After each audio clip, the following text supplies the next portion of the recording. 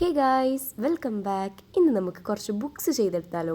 Books എന്ന് പറഞ്ഞത് എനിക്ക് ഭയങ്കര ഇഷ്ടപ്പെട്ട സാധനമാണ്. അതൊരു ചെറിയ ക്യൂട്ട് നോട്ട് പാഡ്സ് ഒക്കെ ഉണ്ടാവില്ലേ, എനിക്ക് ഭയങ്കര ഇഷ്ടമെന്ന് പറഞ്ഞാൽ അത്രയ്ക്കും ഇഷ്ടപ്പെട്ട സാധനമാണത്. എൻ്റെ അടുത്ത് കുറേ ബുക്സ് ഉണ്ട്.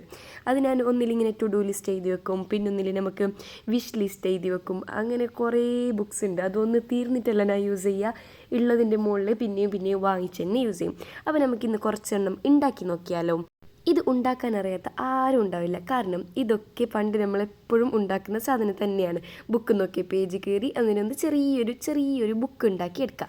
അതൊക്കെ എല്ലാവർക്കും അറിയുന്ന സാധനം തന്നെയാണ്. എന്നാലും ഞാനൊന്ന് കാണിച്ചു തരാം.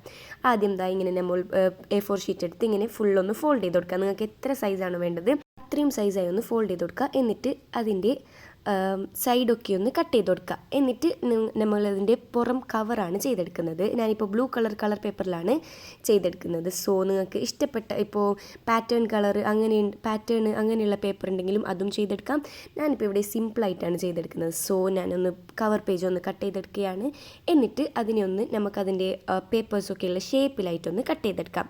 എന്നിട്ട് ഞാനിപ്പോൾ യൂസ് ചെയ്യുന്ന ടെക്നിക്ക് എന്താണെന്ന് വെച്ചാൽ സ്റ്റാപ്ലെയറിലാണ് അതിൻ്റെ നടുവശം ഒന്ന് പിൻ ചെയ്ത് കൊടുക്കുന്നത്. നിങ്ങൾക്ക് വേണമെങ്കിൽ ഗ്ലൂ ചെയ്തെടുക്കാം.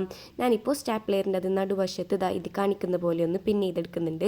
ഇങ്ങനെ മിനി ക്യൂട്ട് ബുക്സിനോടൊക്കെ ഒബ്സഷൻ ഉള്ളവർ എന്തായാലും ഇതൊന്ന് ട്രൈ ചെയ്ത് നോക്കാം. നമുക്കിങ്ങനെ വാങ്ങിച്ച് കൂട്ടുന്നതിനേക്കാളും നമ്മൾ തന്നെ ഇങ്ങനെ ചെയ്യുമ്പോൾ അതൊരു രസമില്ലേ യൂസ് ചെയ്യാനൊക്കെ ആയിട്ട്. അങ്ങനെ ഞാൻ പിന്നൊക്കെ ചെയ്തെടുത്തിട്ടുണ്ട്. നെക്സ്റ്റ് എന്താ പണി, ഇതിനെയൊക്കെ ഒന്ന് ഡെക്കറേറ്റ് ചെയ്തെടുക്കുക. എൻ്റെ അടുത്തതായി ഒരു ഷീറ്റിൻ്റെ കവായി സ്റ്റിക്കേഴ്സ് ഉണ്ട്. ഇതെനിക്ക് ഭയങ്കര ഇഷ്ടമാണ്. ഇതെന്തിലേക്കാണെങ്കിലും നമുക്കിങ്ങനെ ഒട്ടിച്ച് കൊടുക്കാൻ ഒരു വല്ലാത്തൊരു സാറ്റിസ്ഫാക്ഷൻ. അതാ കണ്ടോളി, ഇങ്ങനെയാണ് ഞാനിപ്പോൾ ഒട്ടിച്ചെടുത്തിട്ടുള്ളത്. എനിങ്ങനെ ഒരെണ്ണം വെച്ച് തന്നെ ഞാൻ സ്റ്റോപ്പ് ചെയ്യത്തില്ലല്ലോ.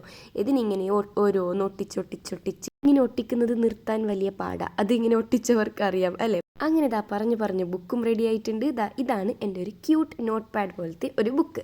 സോ കണ്ടില്ലേ, ഒട്ടിച്ച് ഞാൻ ഇങ്ങനെയാണ് ഇതിനെ ഡെക്കറേറ്റ് ചെയ്തെടുത്തത്. ഒന്ന് ഞാൻ നോട്ട് പാഡ് പോലെയും പിന്നെയൊക്കെ ഞാൻ ഇങ്ങനെ ചെറിയൊരു ക്യൂട്ട് നോട്ട് ബുക്ക് പോലെയും ആക്കി വെച്ചിട്ടുണ്ട്. എനിക്ക് ഏറ്റവും ഇഷ്ടപ്പെട്ടത് പിങ്കും പേർപ്പിളാണ്. അത് വളരെ ക്യൂട്ടായിട്ടുള്ള ഒരു സ്മോൾ നോട്ട് ബുക്കാണത്.